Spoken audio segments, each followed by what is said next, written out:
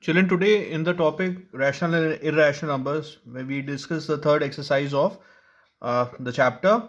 In this third exercise, we'll discuss about surds and radicals and how to rationalize any number, right? So let's understand what radicals or surds are.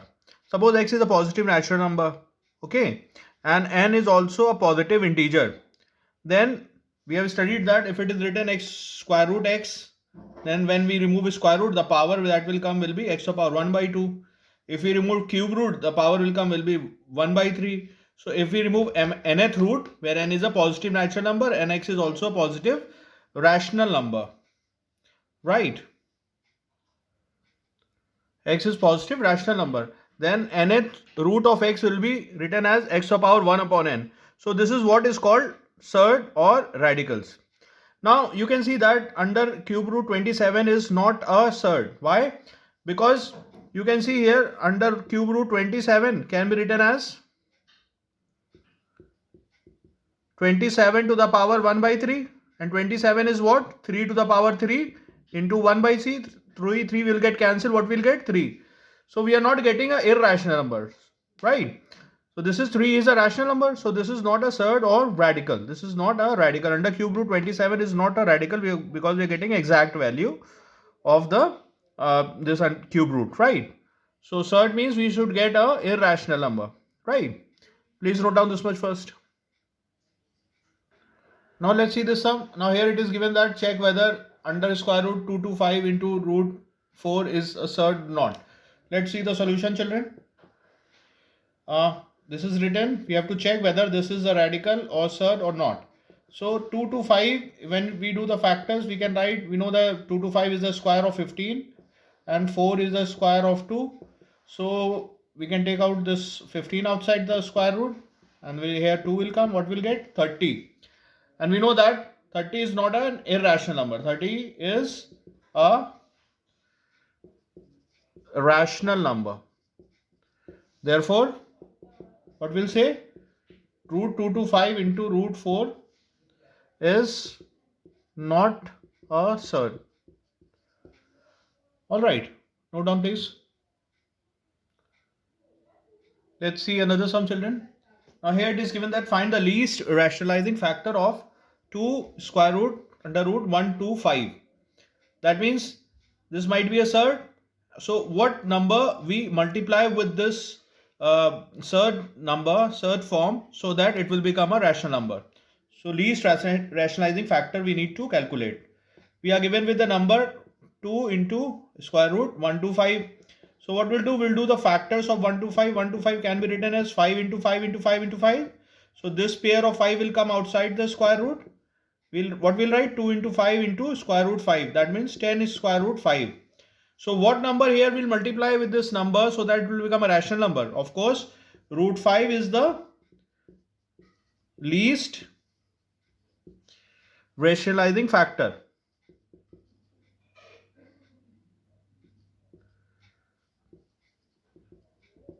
Right. So if we multiply this 10 root 5 with square root 5, so this root 5 into root 5 will become 5 10s are 50, which is a rational number. Please note down, children. Now let's see another sum. Here it is given that simplify by rationalizing the denominator. And the term which is given to us is 1 upon 3 minus root 7. So how we'll rationalize it, children? Whatever term is given in the denominator, we multiply the same number with opposite sign. That means if we have 3 minus root 7, we'll multiply the numerator and denominator by the conjugate 3 plus root 7. So this 3 plus root 7 here, it will be called the rationalizing factor here. It will rationalize the denominator. Let's see how. So 1 into 3 plus root 7 is 3 plus root 7. And here in the denominator, we can see that it is written a minus b into a plus b, where a is 3 and b is root 7. Alright. So 3 minus root 7, 3 plus root 7, a minus b, a plus b, it will be a square minus b square. So what we know? 3 plus root 7. So 3 square 9, root 7 is square, it will be 7.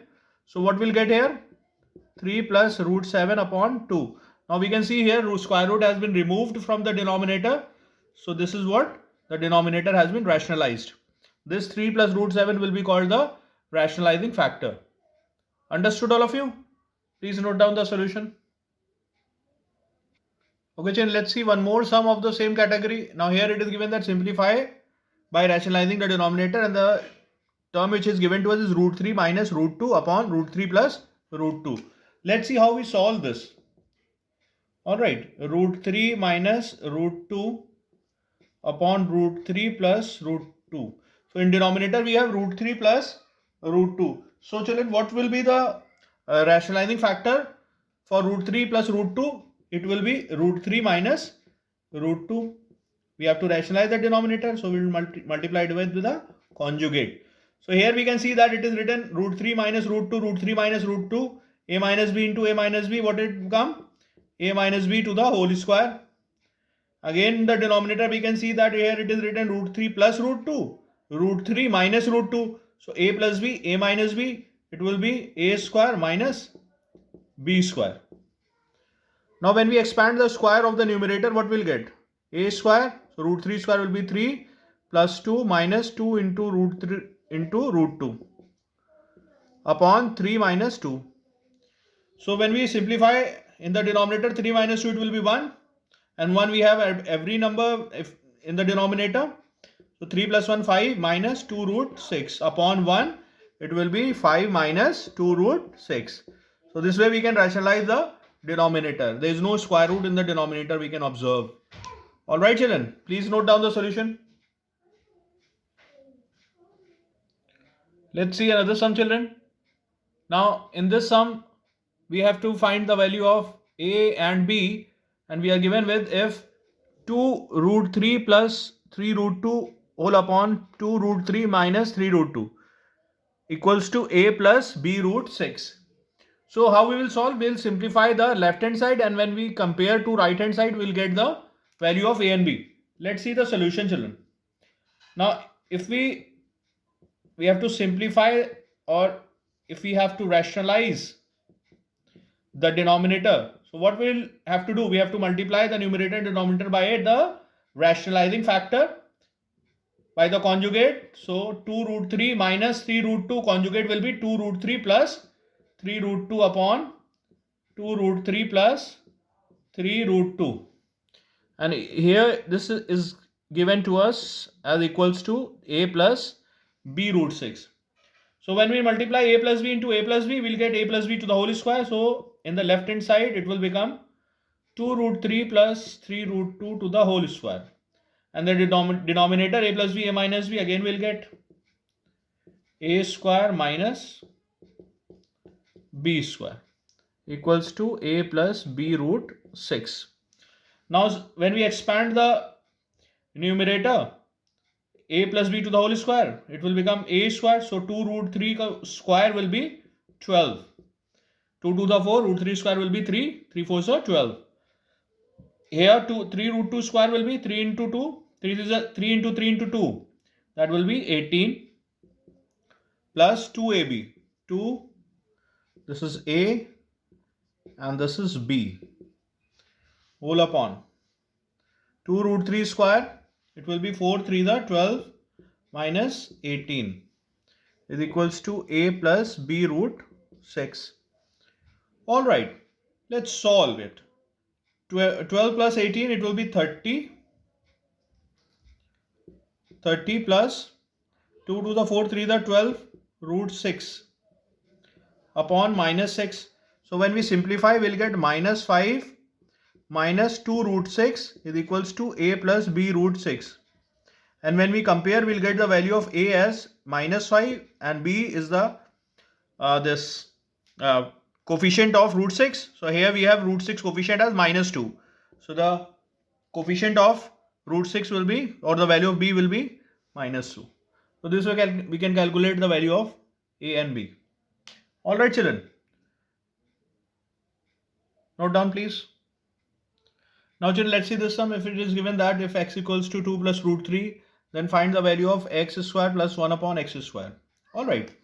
So what we'll do first we calculate the value of 1 upon x. That is 1 upon 2 plus root 3. So we have to, when we rationalize this denominator, so we'll multiply this by rationalizing factor, because here the value of x is known and 1 upon x is not known, right? So what we're calculating? We are calculating the value of 1 upon x, because 1 upon x is also there, no?